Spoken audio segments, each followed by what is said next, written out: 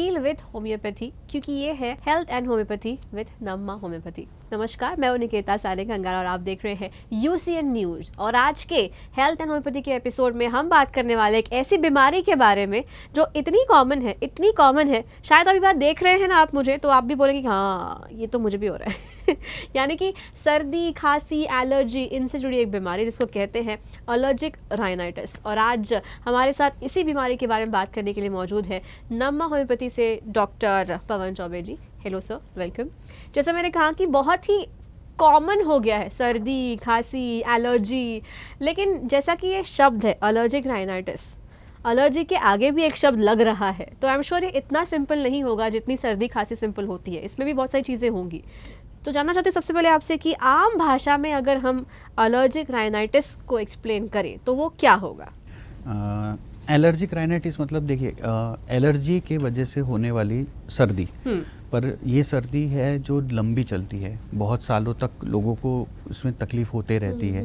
ये allergic rhinitis मतलब कैसा है, आप समझ लीजिए वो नाक के अंदर एक परत होती है, उसका इन्फ्लामेशन होना, और वो इन्फ्लामेशन होने की वजह से हाइपर सेंसिटिव हो जाता है पेशेंट। इसीलिए कोई भी एक एलर्जी, किसी भी चीज़ की एलर्जी जब उनको होने लग जाती है, कोई डस्ट हो, धूल हो, इसके बाद में कोई फ्रेगनेंस हो, वेदर चेंज हो, छोटी से छोटी चीज़ का इम्पैक्ट होने लग जाता है। आप देखेंगे घर के बहुत लोग बाहर जाते हैं, लेकिन कोई एक ऐसा रहता है जो इन्जॉय नहीं कर पाता, क्योंकि वेदर चेंज हो गया, जगह चेंज हो गई, ज़्यादा पोल्यूशन में चले गए, डस्ट में चले गए, तो उनको सर्दी चालू हो जाती है, नाक बहने लग जाती है, बार बार छींकें आती है। तो ये एलर्जिक राइनाइटिस है। इसे हम बहुत सारे पेशेंट्स और बहुत सारे लोग इसे ज़ुकाम की तरह लेकर छोड़ देते हैं, लेकिन हमें ये समझना है कि वो ज़ुकाम नहीं है, वो एलर्जिक राइनाइटिस है, क्योंकि ये एक कॉम्प्लिकेशंस में चला जाता है। धीरे धीरे अगर हमने इस पर ध्यान नहीं दिया तो एक बहुत बड़ी बीमारी की तरफ भी ये जा सकता है। तो हमें इसे दबा के नहीं रखना है, हमें इसके लिए हमें सजग रहना है। ओके, लेकिन अगर मैं अभी आपसे पूछूं तो अभी जैसा वेदर है फिलहाल नागपुर शहर की अगर मैं बात करूं तो गर्मी का तो मौसम है, लेकिन पूरी गर्मी नहीं पड़ती। कभी बारिश आ जाती है, कभी गर्मी पड़ जाती है, कभी ठंडी पड़ जाती है, कभी इतनी गर्मी की बाप रे आप खड़े नहीं रह सकते धूप में। तो ऐसे में कई बार वेदर चेंज की वजह से तो बहुत सारे लोगों को थोड़ी सर्दी, थोड़ी खांसी ऐसा हो जाता है। तो डिफरेंशिएट कैसे करें कि ये राइनाइटिस है या ये नॉर्मल आपका टेम्परेचर चेंज की वजह से 4-5 दिनों में ठीक होने वाली आपकी बीमारी? सिम्टम्स क्या होते हैं? देखिए, सिम्टम्स में ये सर्दी के जैसे ही सिम्टम रहेंगे, लेकिन ये लॉन्ग ड्यूरेशन चलेंगे। पेशेंट को सुबह उठते से ही छींक चालू हो जाएंगे, उठेंगे वो, उन्हें छींकना चालू हो जाएगा कंटिन्यूशन में। उनका भी एक हैबिट हो जाता है कि दिन में हमें सुबह उठना है और हमें कम से कम 15-20 मिनट छींक आएंगी, और वो उसको एक नॉर्मल साइकिल की तरह लेने लग जाते हैं। सुबह घरों में झाड़ू लगता है, थोड़ा डस्ट उठता है, वो डस्ट जैसे ही जाता है वैसे ही छींक चालू हो जाती है। जैसे आपने कहा कि वेदर चेंज हो रहा है, अभी गर्म होता है, फिर ठंडा होता है, बारिश आ जाती है। ये ही वेदर के अंदर जो नॉर्मल पेशेंट रहेगा उसको सर्दी होंगी, 1 दिन चलेंगी, 2 दिन चलेंगी, वो ठीक हो जाएगा। लेकिन एलर्जिक राइनाइटिस का पेशेंट आपके पास आकर हमेशा यही कहता है कि कई महीनों से ये चीज़ चल रही है। जब भी मैं गर्मी से ठंडी में या बारिश का सीज़न आ रहा है तो मुझे पता चल जाता है कि ये सीज़न चेंज हो रहा है और अब मुझे तकलीफ़ चालू होने वाली है। जैसे आपने कहा कि सिम्टम्स में सबसे पहली चीज़ ये है कि उनको छींक आना चालू होता है, क्योंकि ये नाक से रिलेटेड है, नाक बहती है, बार बार नाक के अंदर खुजली होना चालू होता है। पेशेंट है ना इतना सेंसिटिव हो जाता है कि छींकते छींकते आंखों से भी पानी निकलना चालू हो जाता है। उसकी सर्दी चलती है, अंदर उसको सांस लेने में तकलीफ होना चालू हो जाता है, हल्की हल्की सी सांस लेने में चालू होती है, खांसी आना चालू हो जाता है। ये सिम्टम्स उसको रेस्पिरेटरी ट्रैक्ट, यानी पूरा अंदर का ट्रैक जो रहता है हमारा श्वास नली का, उसको भी तकलीफ़ देना चालू होता है और वो वहाँ तक चले जाता है। इस वजह से पेशेंट को एलर्जिक राइनाइटिस के साथ साथ बाकी की जो बीमारी है, जैसे सर्दी जुकाम या बुखार आप कहेंगे तो वो थोड़ा बहुत रहेगा, लेकिन एलर्जिक राइनाइटिस का पेशेंट हमेशा इन सब चीज़ों से परेशान ही रहेगा। थोड़ा वीकनेस का साइन उसको हमेशा रहेगा, बीमार होता जाएगा, छोटी छोटी सीज़न चेंज की वजह से वो सबसे पहले बीमार हो जाएगा। जैसे अब एलर्जिक राइनाइटिस है तो इसके अंदर गले के अंदर सूजन आ जाती है, गले के अंदर सोर थ्रोट कहते हैं हम उसे, बार बार ऐसा करके आवाज़ करता है पेशेंट, वो चलता ही रहता है, वो कंटिन्यूएशन में चलता है। अब 20 से 30% वर्ल्ड की पॉपुलेशन में लोगों को पता ही नहीं है कि उनको एलर्जिक राइनाइटिस है, वो डेली फेस करते हैं। और ऐसे कई लोग हैं जिन लोगों को एलर्जिक राइनाइटिस कंटिन्यूएशन में चलता रहता है। इसके टाइप्स है, 2 टाइप्स होते हैं, एक होता है पेरिनियल और एक होता है सीजनल। अब पेरिनियल यानी ऐसा होता है जो साल भर चलने वाली चीज़ है। जैसे अब आपके घर में कोई डॉग है, बिल्ली है, उनके जो बाल गिरते हैं उसके वजह से वो बार बार हवा के अंदर वो आपको तकलीफ़ देना चालू करेंगे। कहीं ना कहीं आप उससे एक एलर्जी आपके अंदर डेवलप हो जाएंगी। अब जब वो उस चीज़ की एलर्जी आपके अंदर डेवलप हो जाएंगी तो वो साल भर चलता रहता है और पेशेंट को पता भी नहीं चलता है कि उसका रीज़न ये है। अब सीजनल है, जैसे सीजनल है तो अब जैसे नाम से ही पता चलता है कि सीज़न चेंज हो जाएगा, उसकी वजह से होने वाली है। सीज़न के अंदर होने वाली तकलीफ़ों में ठंडी हवा की वजह से है, डस्ट से है। आज के डेट में आप देख रहे हैं पोल्यूशन बहुत है, गाड़ियों का पोल्यूशन बहुत है, फैक्ट्रीज़ का पोल्यूशन बहुत है। वो पोल्यूशंस की वजह से, उसकी डस्ट की वजह से ये प्रॉब्लम होता है। थोड़ी से छोटी ठंडी चीज़ भी अगर वो खा लेते हैं, गर्मी के मौसम में भी ठंडी चीज़ खा लेंगे तो डेफिनेटली उनको तकलीफ हो जाएंगी और ये सिम्टम्स उनको चलते ही रहते हैं। बहुत लोगों को ये एक जैसे मराठी में बोलते हैं नाक कान घसा के जो डॉक्टर्स होते हैं, ENT स्पेशलिस्ट होते हैं, वो ENT स्पेशलिस्ट के पास ज़्यादा से ज़्यादा पेशेंट चले जाते हैं। वो इसी जाते हैं क्योंकि ये कहीं ना कहीं आँखों पे भी, नाक पे भी घसे यानी गले के ऊपर ये तकलीफ पूरा ट्रैक कवर कर देता है। रेस्पिरेटरी ट्रैक उसको कवर हो जाता है और वो पूरा ट्रैक उनको प्रॉब्लम देने लग जाता है। क्योंकि हम लोग कहीं ना कहीं हमारा नाक और हमारी जैसे नाक से आँखों की तरफ जो कनेक्टिविटी है, जो नेज़ोलैक्रिमल ग्लैंड है, उसके वजह से उसमें सूजन आना चालू हो जाता है। इसलिए पेशेंट जो छींकता है उसके आँखों से पानी भी आना चालू हो जाता है क्योंकि वो एक सेंसिटिविटी बढ़ जाती है। उसके साथ साथ उसका गले से उसके कान का कनेक्शन रहता है स्टूचियन ट्यूब से, वो ट्यूब सूज जाती है। उसकी वजह से उनको गले की तकलीफ तो होती है, साथ में कान में भी दर्द चालू हो जाता है। तो पेशेंट कंफ्यूज हो जाता है कि एग्जैक्टली हो कैसे रहा है। ये सब चीज़ें एलर्जिक राइनाइटिस से रिलेटेड है और ये इसकी तरफ अगर ध्यान देंगे और इसको जल्दी से जल्दी ठीक करने की कोशिश करेंगे तो ये आगे चल के बड़ी बीमारी में नहीं जाएगा। राइट।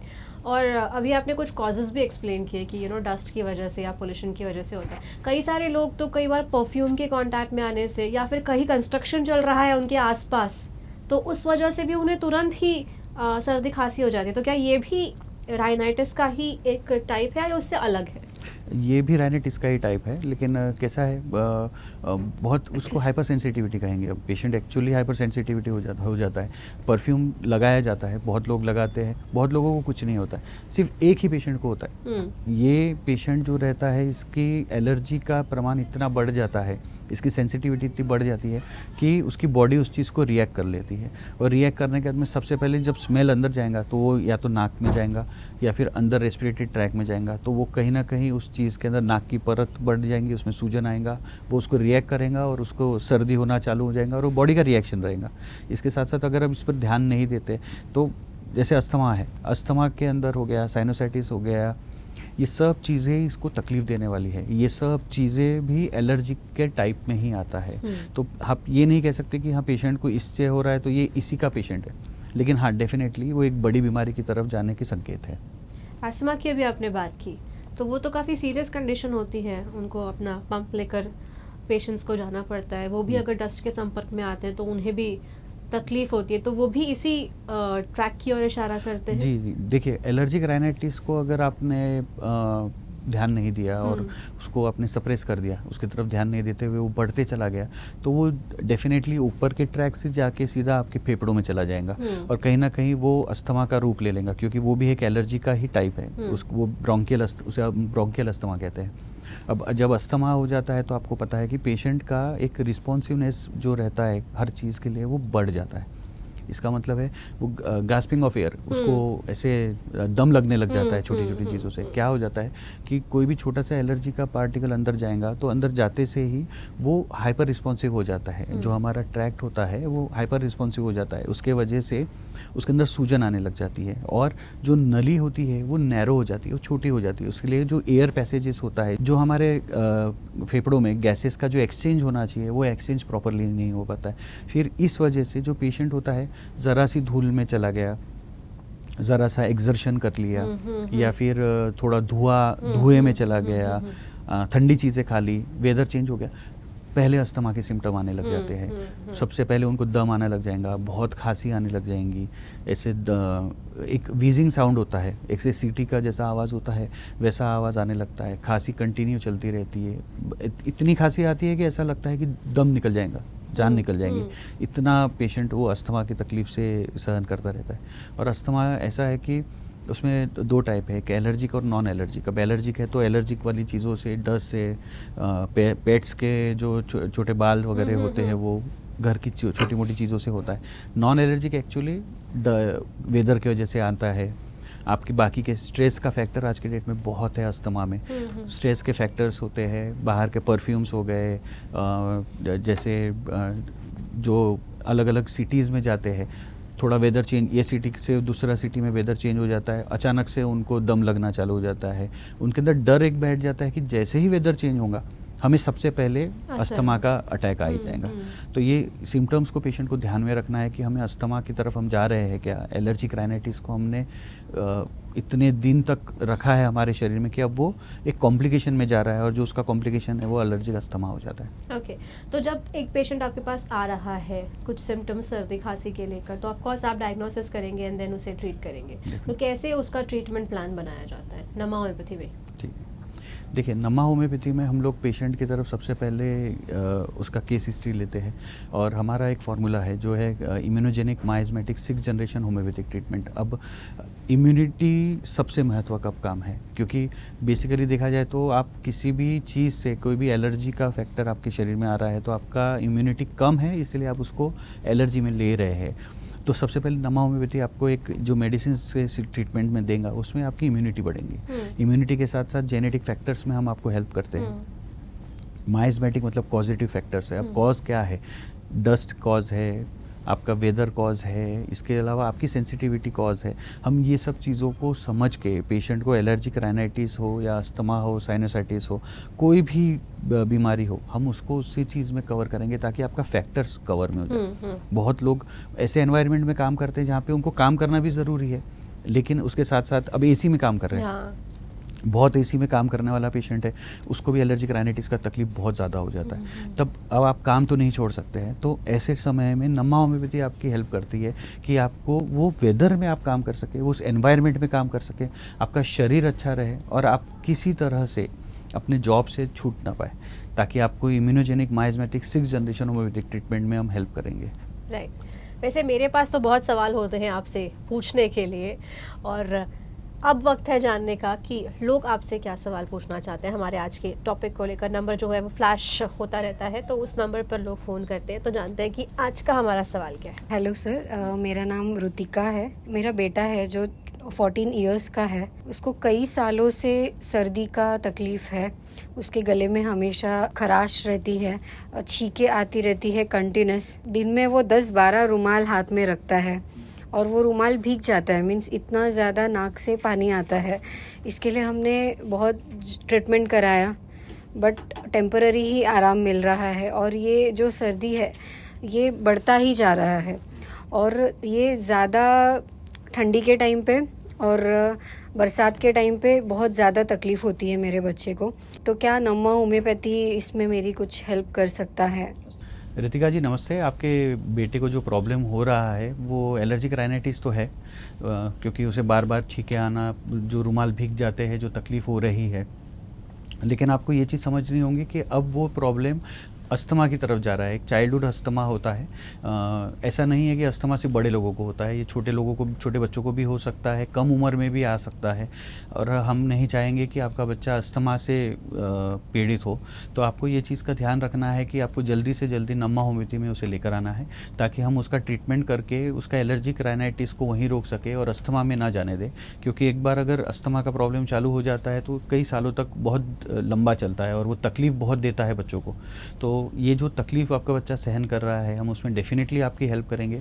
हमारा जो immunogenic miasmatic 6th generation homeopathic treatment है वो आपके बच्चों को हेल्प करेगा कि आपका बच्चा एक प्रॉपरली नॉर्मल बच्चे की तरह बाहर जाके खेल सके, वेदर चेंज हो या ठंडी चीज़ें हो, सब कर सके, अच्छे से इंजॉय कर सके। उसके लिए हम हमारी तरफ से पूरी कोशिश करेंगे।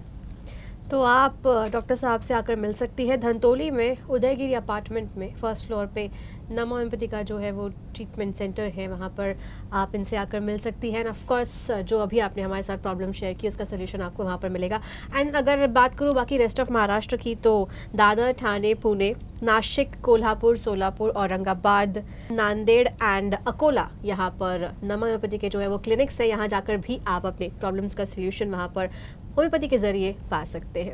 अब वक्त है इनकी कॉम्प्लिकेशंस के बारे में बात करने का, और आपकी तरफ से एक मैसेज आप हमारे व्यूअर्स को क्या देना चाहेंगे उसका?